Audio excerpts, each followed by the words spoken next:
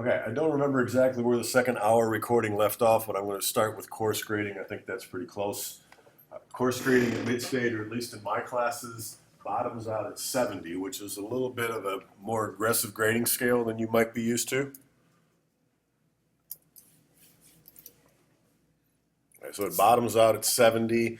To get an A in the class, you've got to do 95% of what I asked you correctly to get an A. Good news is, if you get through this class, there's a lot of A's. It sounds hard, but as we go through this, you'll get some other information that lets you know how that's possible to get a good grade. And notice how these others are, and you want to be in this A-B range when you're done. In order to go on to the next class, software developers and networkers as well. A lot of networkers take Programming Logic Intermediate because some of the stuff we do in this class is never very impressive, and they get to the next class and you start writing some really meaty programs. And many of you are trying to do both degrees at the same time. If you want to move on to Programming Logic Intermediate, you got to get a C in this class. If you get a C minus in this class and I let you move on, you can ask me. And most of the time the answer is okay. But if I let you move on, I'm not doing you any favors, because if you just barely got through this class, now you're going into the next one, which is a little bit harder. We can do it, but it's not a real good plan. Core abilities, in addition to teaching you programming, I'm also supposed to teach you these 4 topics in most of my classes. I don't do all of them in every class. Act with integrity, we'll talk about next with the integrity policy. Communicate effectively. And one of the bad things or bad reputations that programmers and networkers have is that we're not real good at social skills, written communications, verbal communications. You all have to take a written comm class, a speech class. We're not real good with teamwork. You're going to get better at it in the next couple of years. My classes, I encourage you to work in teams, but I don't force you to work in teams except in one class. And occasionally for minor things in other classes. But many of the other classes do a lot of teamwork stuff. It's a good skill to have. There are very few software developers or networkers who sit in a closet with a big bottle of Mountain Dew and a pizza in their computer, and that's where they work all day. They don't communicate with anybody. Very few jobs like that anymore. In this class, I will be asking you to describe what your programs do in English, with correct spelling and good grammar. Lucky even commas in the right place. That's pushing it sometimes. Okay. I will be asking you to do that. And for some people, that's a challenge. But hey, maybe you got Microsoft Word handy nearby and you can run the stuff you're typing through a spell checker real quick. That would help. If you don't spell well, that's not an excuse. There's too many tools to help you today. But that is part of your program's grade, is how well can you describe it in English. That's part of my communicate effectively.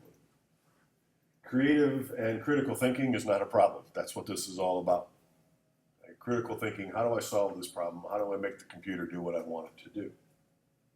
This class, we don't get into global awareness and social awareness too much. We have one program that is optional for you to do that gets into international money systems. I guess that's global awareness. But other than that, we're kind of focused on programming, and that doesn't get too much into the global awareness. Core ability number 1 was act with integrity. And I want to describe that. The white text, black text here on white is the Mid-State official, probably out of your handbook off the website, policy on G. The blue text is my definition of that, or my interpretation of that. But instead, I'm going to tell you. You're here to learn software development or networking. You can't learn it by copying somebody else's stuff.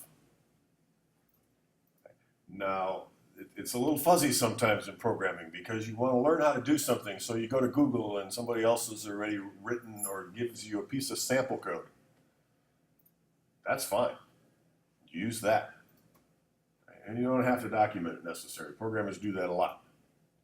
I often document it saying I found it on this website in case I need it again, or I want to review it, or I want to hit some details. I can go back to it, but you don't have to do that. But I guarantee you there's no program out there that does what I'm going to make you do in Unit 2. There's no web program. If you find one, let me know. That means one of my past students has posted their programs, and I'll go find them and change their grade. But they're not out there. So you can find the tools that you need to solve your programs, but you won't find the program. Each of you is going to have your own programming signature, but it's almost like a fingerprint. After a while, I'll get used to what Aaron's programs look like or what Isaac's programs look like. And if I get one that doesn't look like theirs, I get suspicious and I start looking. And what happens more often than not, I'll go, I've seen this before. And I'll go looking. I keep every assignment that's ever been submitted to me. Okay? Nate was in this programming class, I think I told you last time, a few years ago. It was VB, now he's taking it as C#. I still have his programs. If he shares one with you to help you, that VB's not going to help you much, but if he shares one with you, I might recognize it, and I can go all the way back to his and find it. Bottom line, if I catch you cheating, if I catch you, that's a 0 on the assignment. If I catch you a second time, you just failed the class. There's no opportunity to withdraw, you failed the class. You're here to learn how to program. And you can't do that by just saying, geez, I'm so far behind. Hey, Matt, can I borrow your program? I promise I'll change it a little bit so Volker won't be able to tell it's yours. But I will be able to tell that it's not yours. I might not be able to tell who you got it from. Don't cheat. It's not in your best interest. And it's hard to recover from. If you cheat in my class, that's just going to stick in the back of my head, and you're going to have to work real hard to get my trust back. And when you cheat in my class, we tend to talk back in the faculty offices, and Catherine, or your networking instructors will find out, your written communications instructors will find out. And that's not a reputation you want around here. And once it's stuck in the back of my head and you start asking me or somebody else for a job reference, that's not going to go well either.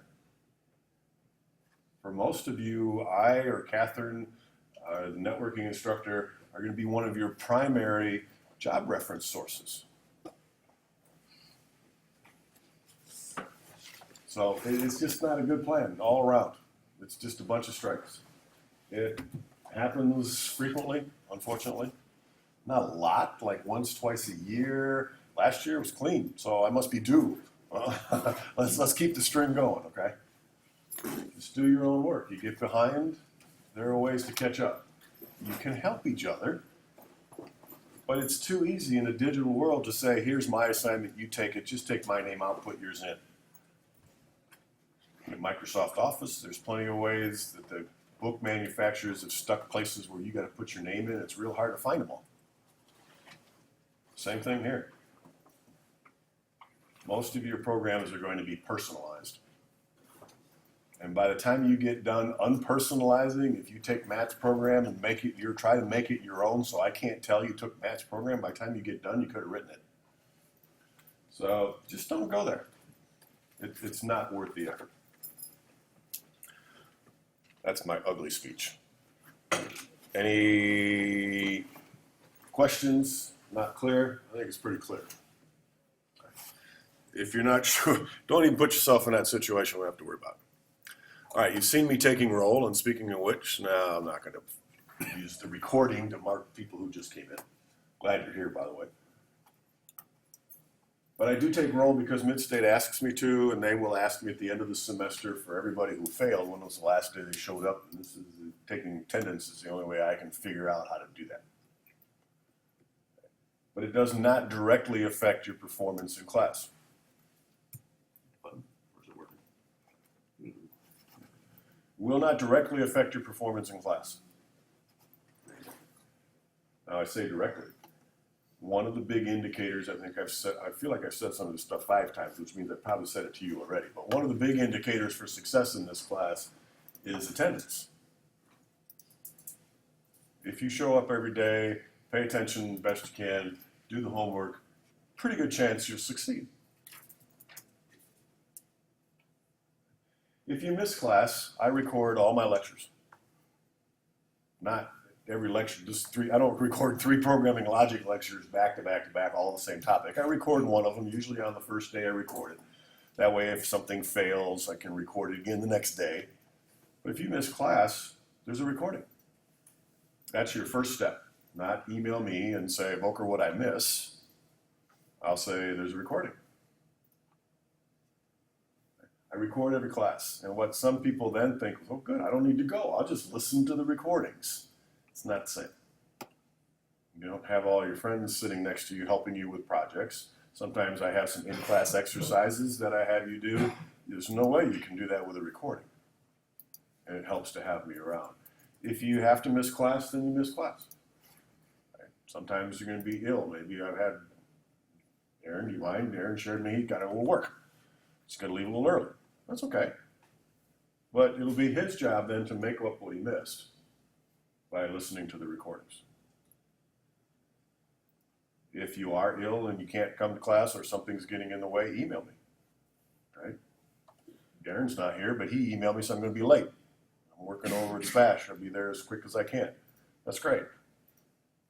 But it's a nice courtesy. It's not necessary, not required that you tell me that you're not going to make it. Okay. So just let me know. Wait. So if you do have to miss class, review the recordings. If that doesn't help, if you've got a question in the recordings you weren't here to ask, that's another advantage of coming to class. But if you weren't here to view it, if you weren't here and you view the recording and you have a question, thank you, then absolutely email me. Say, I was watching a recording and you said this and it wasn't completely clear. And I'll email you back. Or more likely, I'll wait till the next class period and say, Kailani, am I saying it right? Kailani. Kailani had a question that none of you asked in class, and I'll bet you all just forgot. And I'll explain it to her, not to embarrass her by any stretch. What I found is when Kailani has a question, or let's pick other people, Isaac has a question, if they're brave enough to ask, the rest of you go, I'm glad he asked that, because now I don't have to ask. Don't be scared. There's lots of questions that need answers. Ask them, please. What else is in there? If you miss a lecture, yeah, we just talked about that.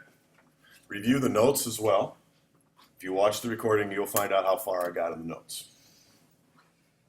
If you decide that you needed to withdraw from this class, I've already said, talk to me, talk to your advisor first, just find out what the ramifications are.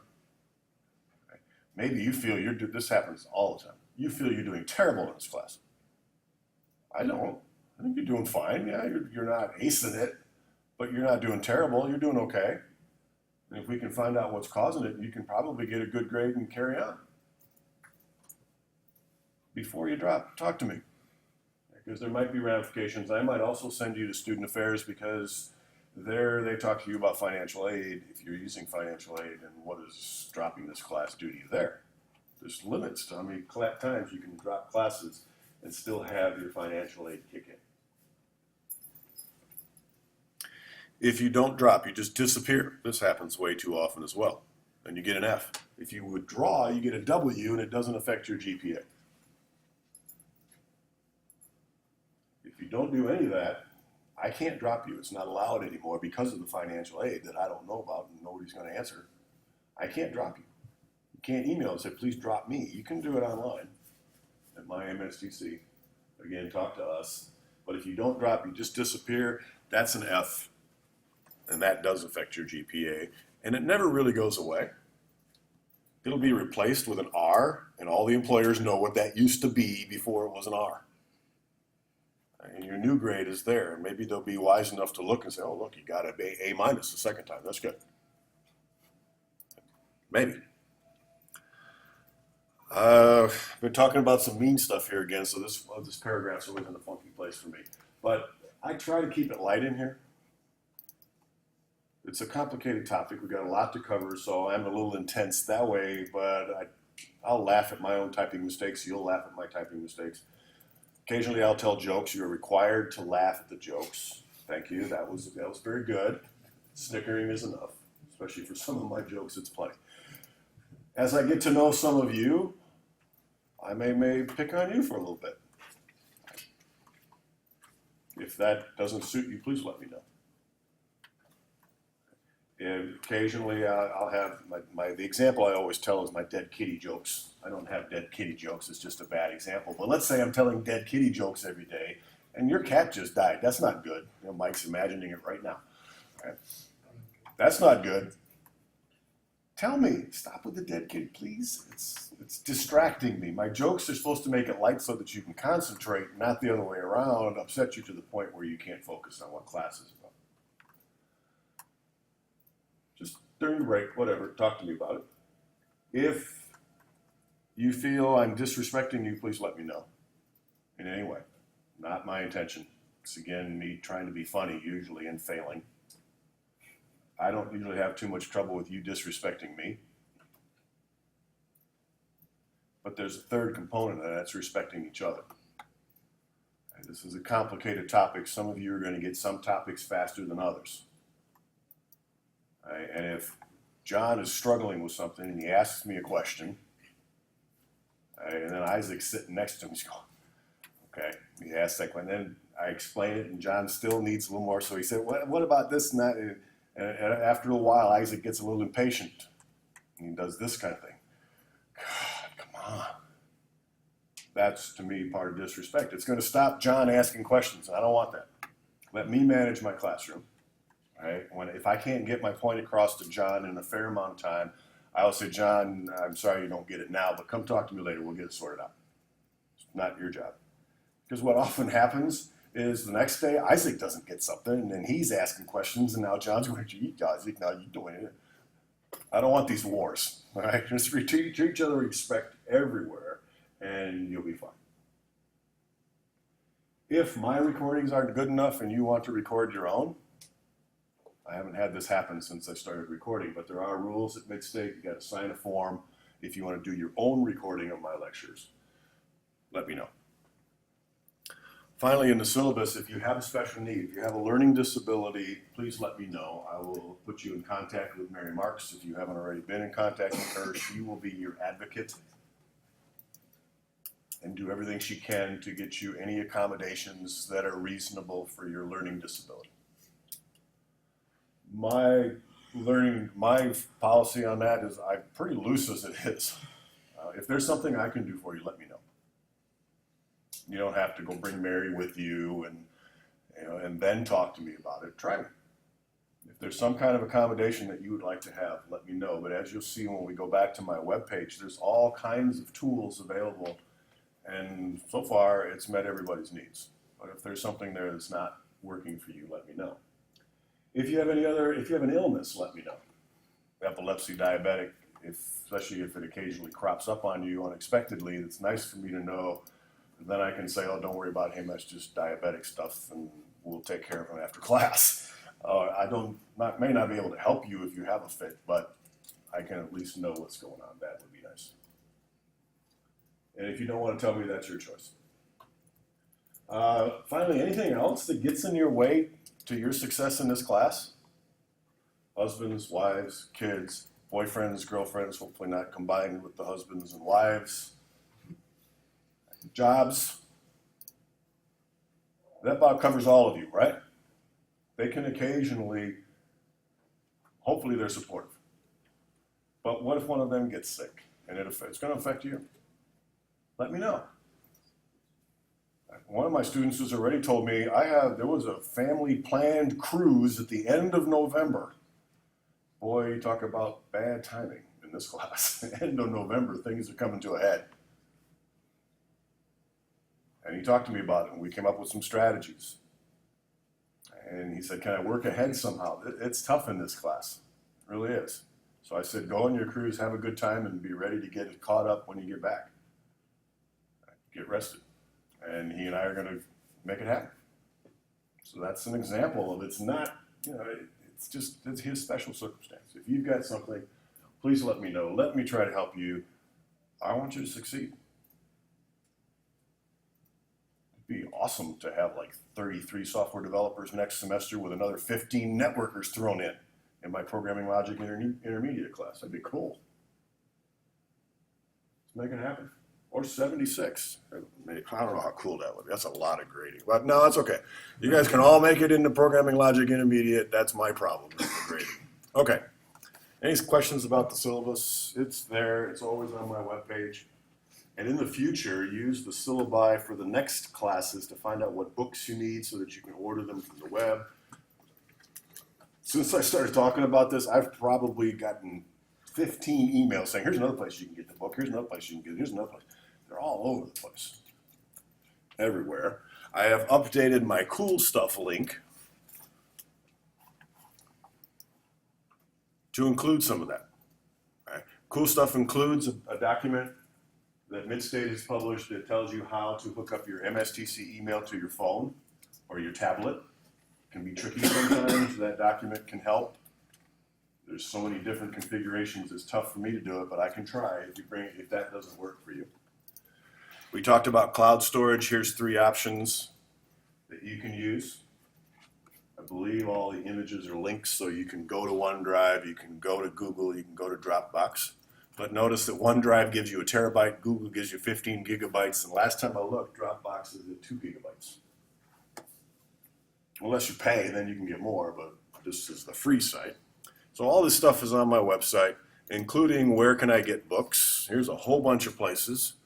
Course Smart is the one that I showed, or yes, I did show you the ebook link on my syllabus. Right? That'll take you there and you can see what other books they have. Amazon Rents, if you follow that link, it will take you to their textbook rental place. There are other places. eCampus now rents. I didn't know that till I went to their site yesterday. Student Market, all books. And down at the bottom, if you do have a hard copy of the book, if you try to sell it here, they'll buy it back from you. That $132 programming logic book, you probably get 20 bucks, 25 bucks for it. Ouch. Maybe they'll give you a little more. And there's also people who post cards and say, I have a book, hardly been used. Sell it to you for 75 bucks, which is a whole lot more than what was there and better than what we sell to. So there's some more resources that you can look at. And there's more, but I'm sorry, there's just no way I can publish them all. We talked about all the free software you get from me, right? Visual Studio and Visio and Windows if you need it, and a whole bunch of other stuff through DreamSpark. But that was almost exclusively Microsoft products. If there's other things that you're interested in, Adobe Presenter, Adobe Plus, or whatever the software is called, you can go to WISC. It's a Wisconsin software company. It'll take you here. And you are a Wisconsin Technical College student. So you pick Midstate, and if you're not on a Mac, it will give you Windows choices. There's all this software, but it's not free, but it's significantly reduced. I'm guessing this $300 piece of software, FileMaker Pro Advanced, probably costs a whole lot more than that usually. This is where you used to have to go to get Microsoft Office. If you use up all 5 of your licenses, you can go here to get more, 1 or 2. Okay. But you pay for it. Some of it's free, AVG free. Well, you can download that for free. Malwarebytes free. It's just advertised here. So that's another discounted software place you can go, but there's nothing there required for my program or the networking program. What else we got here? Let's Go Shopping. Somebody told me that this was all out of date, so I updated it. Those are 3 places that I watch regularly. I get emails from one sale a day. They send me an email every day saying, here's what we got on sale. Some of them are tech only. One sale is all kinds of stuff. I bought my cat cage from there. Cat's not dead yet, so I'm going to lock it up. She likes to go outside, so I bought a cage, and it was on sale there. And that's how I saw it. So that's a good idea. Let's do it. So those are just some of the places. And there's all kinds of places. We talked about Newegg. And again, these are my 3 favorites. Where you go is up to you, but those are some places you can check out. So that's enough about cool stuff. Back to courses and programming logic. Let's talk about the main page now. We already talked about the recordings. As the course goes on, these recordings will start filling in. They're empty now, except for the first day topics. Okay? And actually there is a recording under Unit 1 already because I recorded what I did in the 3rd hour yesterday. So if I think Aaron has to leave, it's there, right? He can go view it and catch up with what we did. But if you go to Unit 2, it's empty, 3's empty, 4's empty. Every time I lecture, I record it and then save it. So they go up there in pieces as we cover them in class. They're not there ahead of time. These are all my instructor's notes. We already talked about it, same as the ones you can purchase. But these will, after a while, be a little more current because as I find spelling errors, maybe I want to rearrange some topics. I'll change the ones that are on the web, but obviously your printed ones are not going to do that. This last one is a document that I'm sharing with you. I put it on my website so I can find it. This is one of my favorite documents. This is kind of my programmer's journal. I'll ask you to do one next semester, not this semester. But maybe you want to start one here. It's my programmer's journal. These are things that I had to figure out how to do, and I had to dig and hard, because it's very hard to find. Even with Google, it was hard to find. So when I found it and made it work, I documented it. And then one of my students heard about it, and he said, well, can I have a copy? And I thought, well, I'll put it on my website. You can have it, and I can have it. It's easy. Today, somebody was actually asked me, how do we do sound in Visual Studio? Let's see, we got sound. Oh, look there, sound. Not much to it, but that should be the clue that he needs to put sound in his program. Right now, none of that, very little of that probably means anything to you. In the future, it will. This is a third semester student that was asking me. He's already been through programming logic. He'll be able to take that and run with it as a starting point. So that I share with you. Can't get out of it. Come on. There we go. Underneath that are all your assignments. And we've already said, oh my God. That's a lot of stuff. It is. We have a lot to do. But before I get into the assignments, I forgot this the last time, so I want to make sure I cover it today. Let me talk to you about due dates. Every one of my assignments that I give you will have a due date. Nate might remember once way back in the day when I didn't have due dates. Everything was open. You just had to get it in by the end of the semester. That was chaos for everybody. It worked well for some people because it gave them the flexibility to procrastinate until January or December. And that's when we started calling it Mr. Grinch. Yeah, and that's when the Grinch comes out and all that kind of. And so I stopped doing that. I had an instructor one time tell me that I'm not doing you any favors by not having due dates. Because if you don't have a due date and your spouse or significant other says, oh, come on, let's go to Graffiti's and have a fish fry, you look at your due dates and say, he'll take it later, and you go. And then after a while, you're so far behind that you can't do anything. And I give you enough rope, as I used to say, to hang yourself with. Lots of leeway.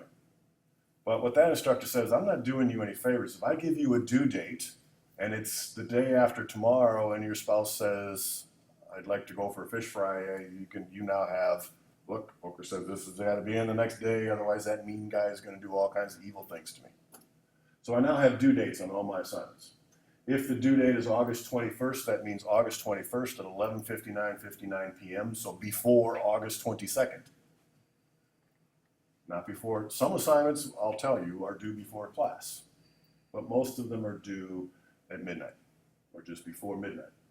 If you turn it in late, that's a 10% penalty on that assignment. You will get no better than 90% on that assignment. Depending on how well you do, I treat it differently. There's two things that can happen. If you do very well, let's say you get 19 out of 20, and the two things you missed were, in my opinion, trivial, I will give you 18 out of 20 because that's your 10% and you're done. If you do poorly, you get 15 out of 20. I will probably lower your grade even more because I want you to fix all those things to get back to 90%. Which technique I use is individual. Each individual assignment, I make that determination.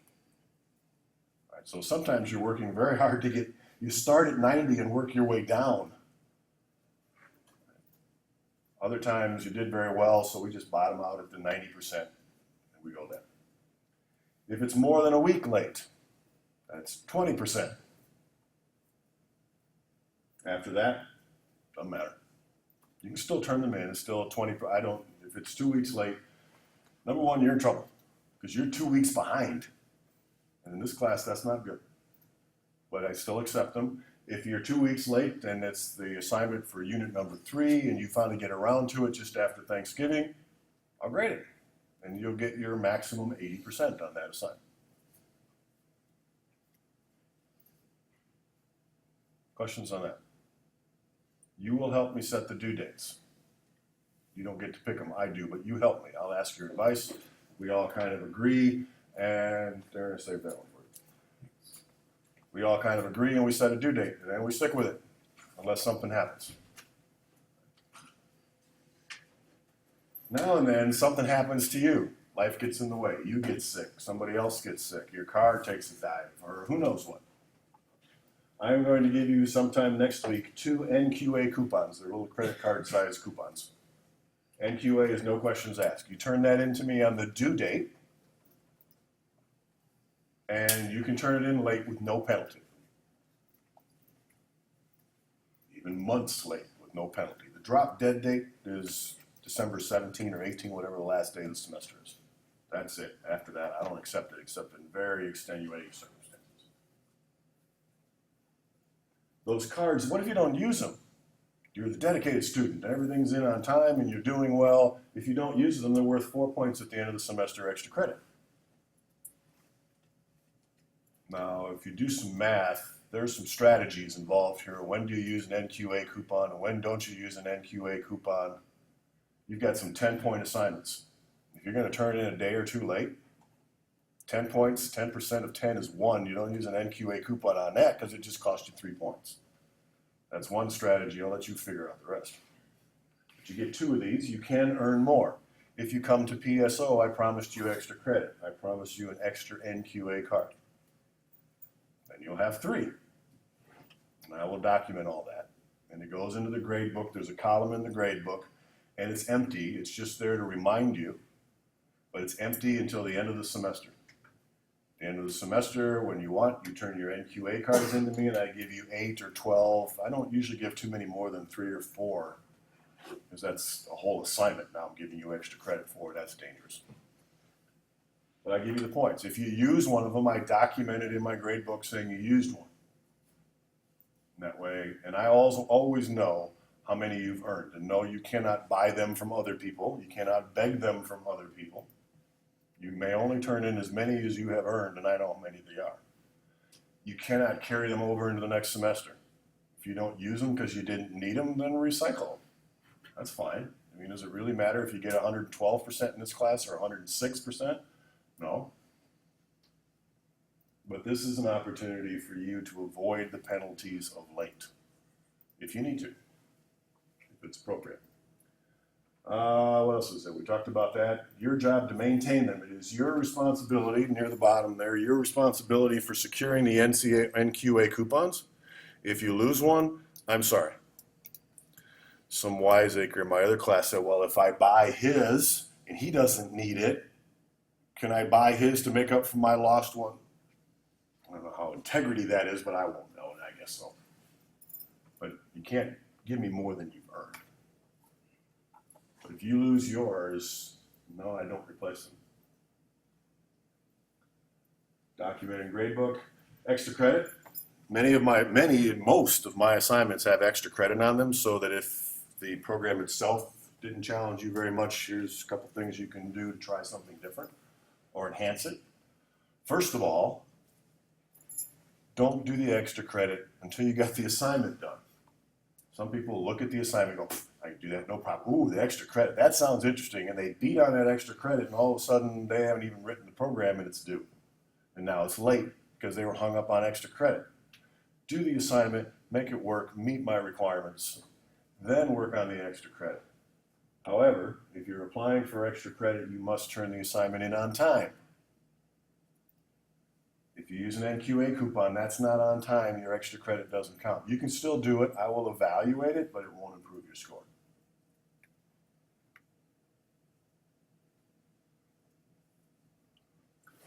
As you'll see in a little bit, for every one of your assignments that you submit to me, I give you the opportunity to correct your mistakes. I will send you an evaluation sheet. Here's what I thought of your program. You did this, you did that, whoops, you missed this part. Or you didn't do this part quite right. And you'll get a score. And on my evaluation sheets that I will show you, the score will reflect an opportunity to get all the points back. You correct the program, and you send it back to me. You don't have to send me the evaluation sheet. I keep them all. Okay. Updates are not timed. are not dated. There's no due date for updates. So you turn your assignment in and you're busy working on something else and you get around to the updates for Unit 3 in November, that's perfectly fine. For a while, your grade book's going to look a little wacky because maybe you got 15 out of 20 on the assignment and you have that in there, but you know you're going to do the updates and improve it. That's fine. Every assignment can be updated, just about every assignment. Occasionally, and this is my choice, if I feel it's worth my while and your while, I will give you a shot at a second update. You thought you corrected it, but it's still not right. It's worth it because it's important enough, I feel, so I will give you another opportunity at updates. A second update. You cannot count on these. It's up to me. Okay. Plus, you can't earn all the points back that you're missing, only half. So let's say you get 15 out of 20, you turn it back in, you get 3 more back, that's 18 out of 20, and I feel it's worth it for you to update the rest. I'll say here's a second update, plus 1 for additional updates. You lost 2. You're not getting all the way back to 100 if it takes you 2 updates.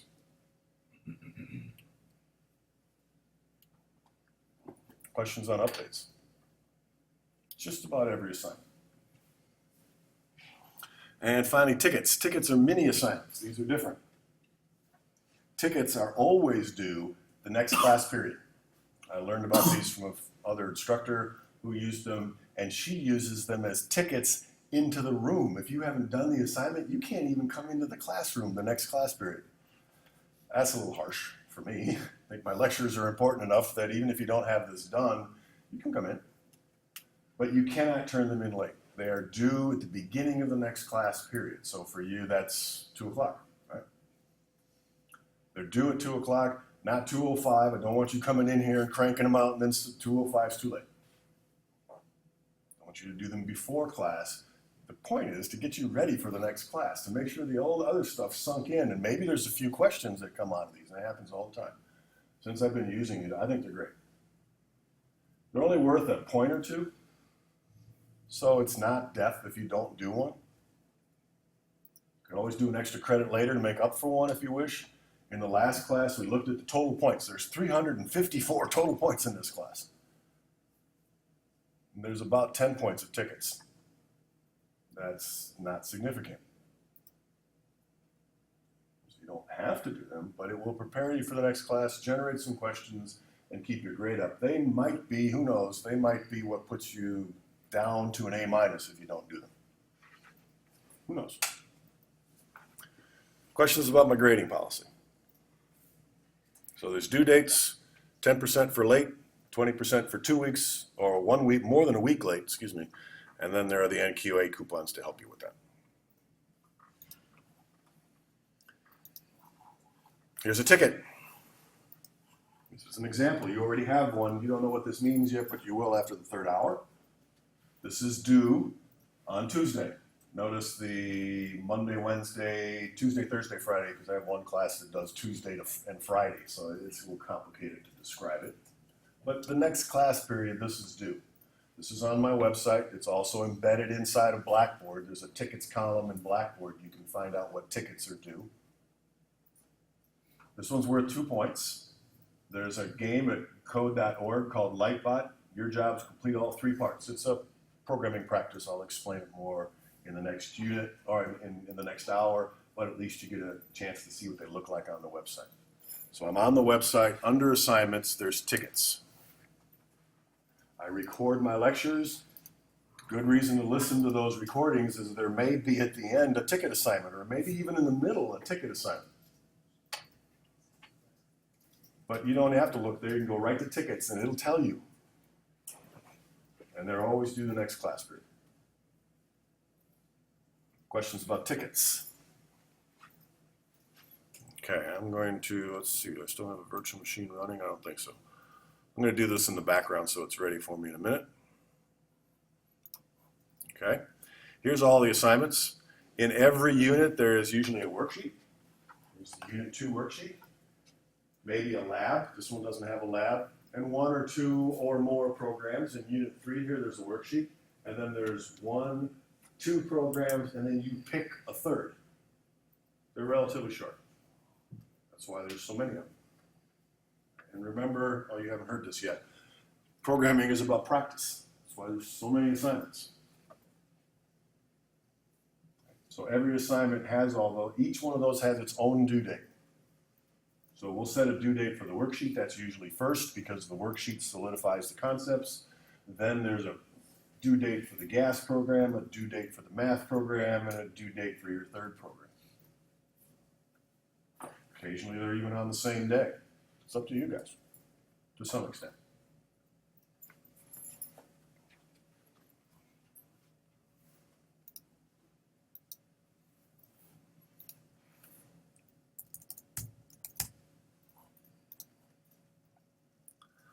Anything else exciting in there? Not much. Questions about those? The reason I'm bringing up my virtual machine is that's how I can show you these things. These are the evaluation sheets. These are the exact same evaluation sheets that I use to grade your programs. I discovered many, many years ago that when I grade 76 copies of the same program, I don't always grade them the same because the phone rings on one of them, so I skip a step or something. These evaluation sheets are my checklist. Did she do this? Did she do that? Did he do that? Did he do that? And so everybody's gets graded pretty much the same way. Those are my guidelines. Occasionally I catch something that's not on the sheets. But they're my guidelines. I'm giving them to you ahead of time. They're all there. Now I'll caution you that in the past, students have figured out that if they use the evaluation sheets, they can almost write the program line by line by line by line by. That's not real world. That's not why they're there. Real world, nobody has a checklist and say, here's all the things we're going to be checking when you give us the program that we want you to write. They give you some requirements and you go off and start writing. What I recommend you do is look at the assignment sheet for that, write the program, but before you turn it into me, evaluate it yourself. And you might, oops, I forgot that. I know how to do that, but I forgot. Good thing I did the evaluation ahead of time. The reason I put these up here, and I'll show you one in a minute, the reason I put these up here is to improve your self-esteem, your motivation in this class. It's no fun getting 15 out of 20 on a programming assignment. It's even worse to get 10 out of 20 on a programming assignment and then find out, well, I know how to do it. What would happen here? What did I do? If you do these, if you write the programs, get them done a little bit early, evaluate them yourself, you'll get 18 out of 20, 19 out of 20 out of 20. Here's a challenge. You ace the program, it's perfect, first time, I'll give you a candy bar. There's 76 of you. I talked to my wife about this. She's the budget manager. But there's 76 of you, and I'm still comfortable telling you that because it's hard. Have I told you all that I'm anal yet? He knows, but yeah, I told you that. Okay, I'm anal. I'll find something. It's candy bar to me, so I'll find something. But no, I don't look really hard. If I go through the checklist like you did and it's perfect, candy bar. And I announce it to the whole world. You get to shout out to the class here. Yay, congratulations, got a candy bar. And if it costs me an arm and a leg, cool. I'm not terribly worried. Early ones, they're a little shorter, happens. As they get longer and longer, it's tough to catch everything. It really is.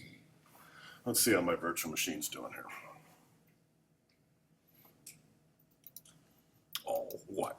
I logged in.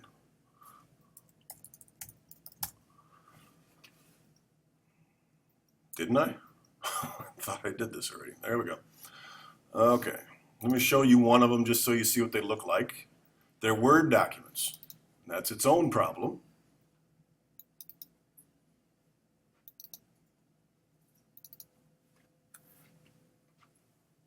You have to have Microsoft Word or some kind of a Word clone to open these things. I sent you an email. You're all checking every day, so you should have seen it. If you didn't, you're not following the rules. Check your email every day. Sent you an email saying, I recommend Kingsoft.com or org, one of the two, I forget. Send me in the email. If you install that in your virtual machine, I haven't even talked about virtual machines yet, that's next hour. If you install that in your virtual machines, you'll be able to open these and look at them. And you'll be able to open my worksheets and work on them here at school. At home, you shouldn't have any trouble because you have Microsoft Word probably installed on your home computer and you should be able to open these readily. So here it comes. Come on. What else can I talk about while it's grinding away here? So there's all the evaluation sheets. There's no evaluation sheets for the worksheets, they're their own, but these are for the programs. And I will give you these next semester, and the semester after, well, third semester I start backing off a little bit because I want you to make sure that you're reading requirements and doing the best you can without my help. I was gonna ask, when we're submitting assignments, where are we submitting those to? Are we emailing you, or are we doing? Good question. When you submit these, and we'll talk about it again when it comes time for the first assignment, email them. Some of your instructors say, I want everything in Blackboard. If you put it in Blackboard, I don't get any warning bells, no nothing saying, you are? Matt submitted something in Blackboard. I get nothing until the next time I go into Blackboard, and then there's this little green thing saying, hey, got a new assignment, go grade it. I might not see it for a day or two. If you email it to me, you know how I am about my emails, right? That doesn't mean I'm going to grade it right away, but at least you will get an email back from me saying, I got it. It means I got an email from Matt, it's got something attached. If the attachment's gone, I'll tell you. Right? Is it perfect? Is it even the right program? I won't know until I open it and grade it. I will try. My goal is to grade your assignments within 2 days after you submit them. Occasionally, and with 76 of you, I'm not going to make it all the time. But within 2 days. If you haven't heard back from me if you haven't gotten the got it email, something's wrong. And if you haven't gotten your assignment back from me within 2 or 3 days, you might send me an email saying, you still working on that? Still got it in your pile of things to do? And I'll go, yep, I got it. Or if I don't, we'll figure out what went wrong. So email, everything gets emailed. When you do a worksheet, it's a Word document. Attach it to an email, send it to me. When you do a program, that's a different problem. And we'll talk about that when we get to Unit 2. But you're going to zip it, compress it, and attach it to an email and send it to me. That's what I was gonna. That's what I've heard. That's the right way to do it. There used to be 3 or 4 options. The other ones all went away. And this is the easy way. If you don't know how to compress and zip, I'll show you. Okay, here's one of those worksheets. That's what they look like. Notice that every little piece of the assignment is worth a half a point. There are actually some on the worksheets that are only worth a quarter point. Do you do, right? What's the big deal? Well, that's the point. I don't want you to get all depressed because you got one thing. It's only a half a point. Of course, you do 10 of those, and now it's 5 points, and we're talking real points after a while. And the assignment's only, in this case, only worth 10 anyways. And so a half a point isn't going to screw up your score too much. Even 1, 2 half a points isn't going to screw up your score too much. And it's a psychological thing. It sounds stupid. Why don't I make it 20 points and make those 1? It's the same thing, right? You don't feel as good when you get 1 point off as you do, or you don't feel as bad when you get a half point off as when you do when you get 1 point off. It works. It sounds weird, but it works. This is a 10-point assignment. If you added up all the halves here, they might not add up to 10. They might add up to 15. Could you go negative? No. But if you're doing that poorly on the assignment that you're potentially going negative, something's wrong. No, they don't add up. Occasionally there's an assignment where there's only 7.5 things to do wrong and it's worth 10. If you do nothing, you get 2.5 points. Sort of. Then it's not a problem. But occasionally somebody tries to add those up and they don't add up. I know that. But these are the things that I want to check when I'm grading your states program. What happens is if I find something that's wrong, I press the magic key and it goes, that's wrong. And I can write a message out here. And I try not to have type spelling errors because I don't like them from you either. Highlight stuff. If you get this and you don't know what the heck I'm talking about, why it's wrong, or you think it's right that I marked it wrong, email me.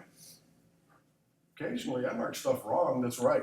It's just, I do a lot and I miss some.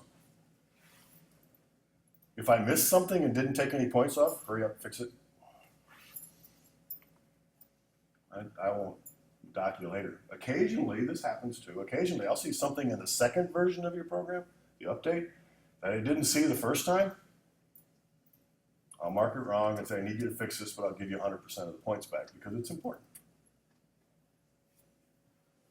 Where'd it go? Weird. Okay. And this will have your points on it. And come on. So let's say this person gets a couple more things wrong. A couple more. There we go. And then I have another magic key. Hope this works. Yep, there it goes. And it actually calculates the score for you because I screw up the score calculation more than anything else. So now I wrote a little macro to do that for me. And here's your update points.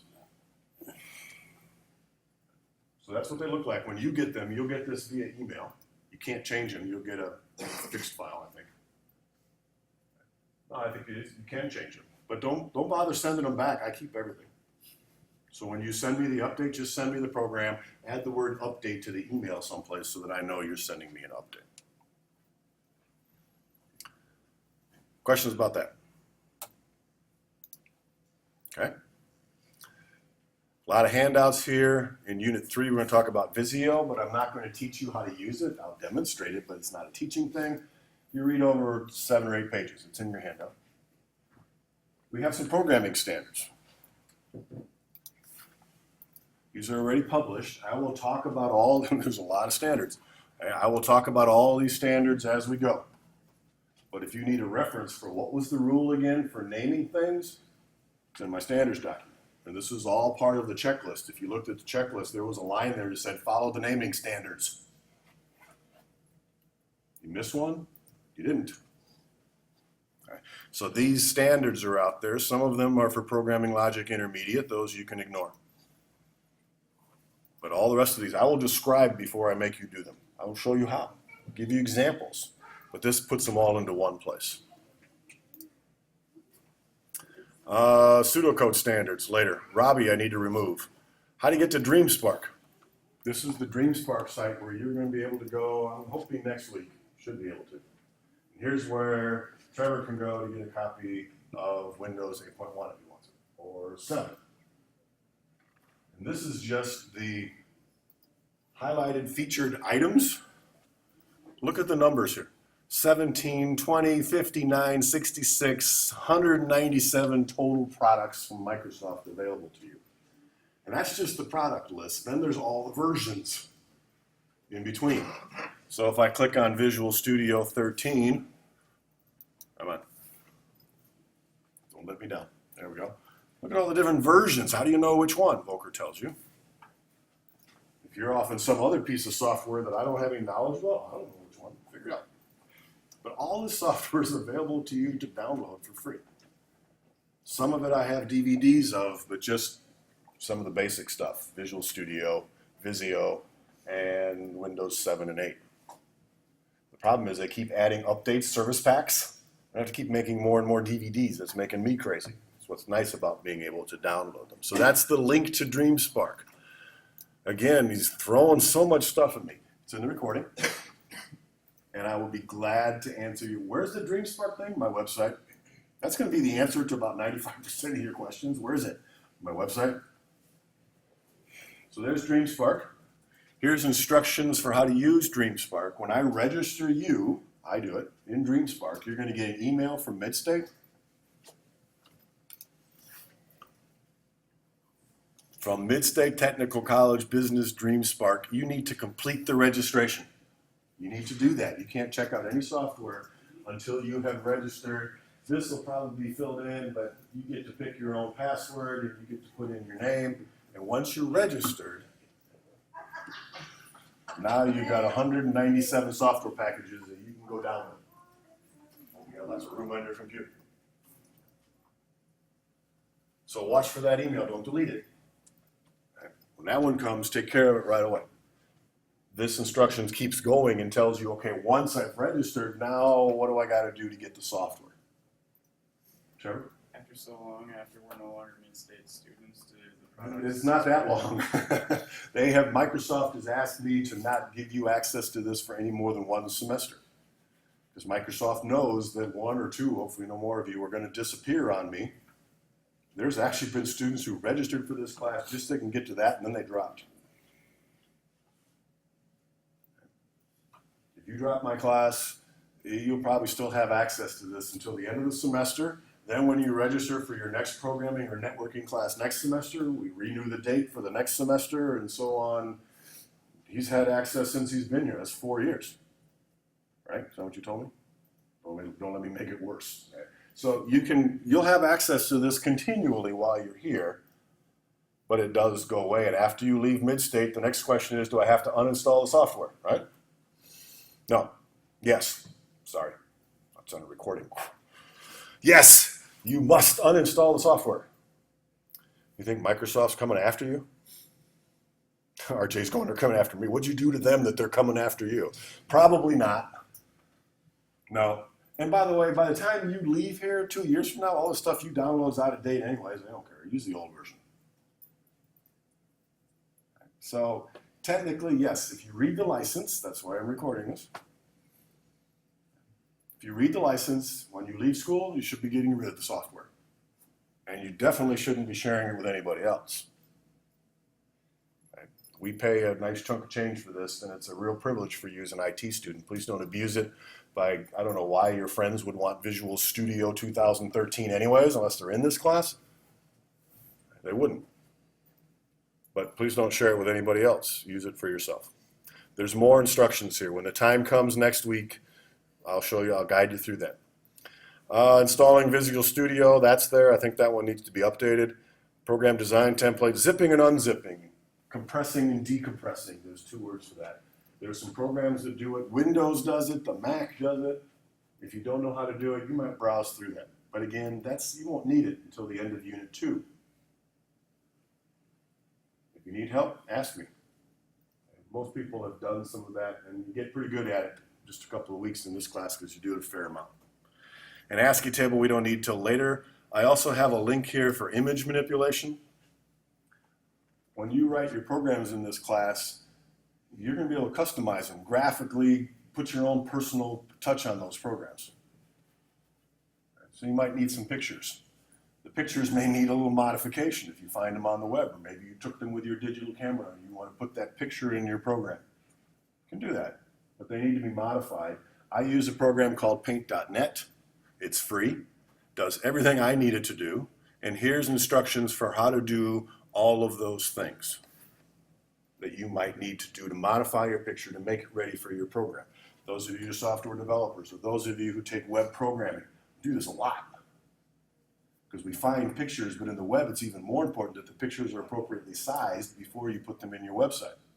You don't take that picture from your Nikon EOS camera that's 16 gigabytes, it would fit on a piece of paper this big, and put it in your webpage because it's too huge. You find a way to shrink it down. That's what Paint.net does. There's a few opportunities for you to do that in this class. Not as many. Oops. Did I close that? Gee whiz.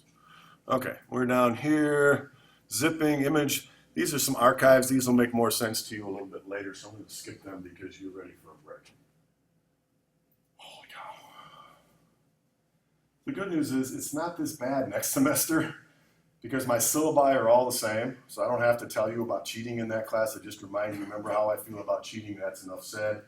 We look at the book, done. We go to the web page, there's instructor's notes, recordings, assignments, evaluation sheets. I don't have to explain them over and over and over again. NQA cards, I don't have to explain. Syllabi in the future in my classes take 15 minutes, not 3 hours. And he's going, thank God. Because we've been through it all. You get used to me. That's another advantage of sticking around here instead of going to Rapids. Because Herb's got all kinds of different rules. Though I stole MQA from him, I'll give him credit. I'm not even going to ask if there's questions. If you got them, you can bring them up to me. If they're worth it, I'll bring them up to the whole class when we're done. But let's take 10 minutes. When you come back, we're personalizing this Mac for you. Get to do something instead of listen to that guy.